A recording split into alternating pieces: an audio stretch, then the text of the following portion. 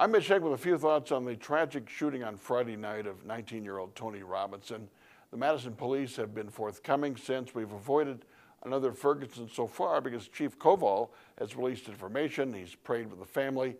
They've been more forthcoming. It's being investigated by an outside group, the Division of Criminal Investigation, as the new law requires. So that's all been good.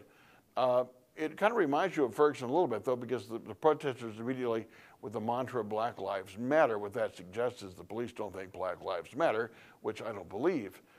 When you look at Ferguson, the officer in question there, Darren Wilson, was accused by people who said they were witnesses saying that Michael Brown had his hands up, don't shoot, hands up. In fact, the St. Louis Rams ran to the tunnel with their hands up, don't shoot, hands up. Members of Congress did the same thing. Well, with grand jury evidence and also the investigation by the Department of Justice, Eric Holder himself, there was no evidence to suggest that he ever had his hands up.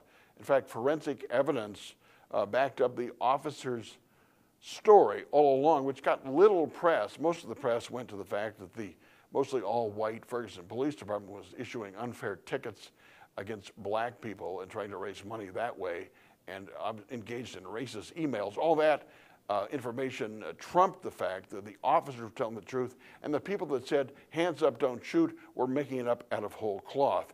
In this case, it's too early to see what happened, but the chief did say, and this is key, there was a struggle. The officer was taken to the hospital. He said there was a struggle between the officer and the suspect.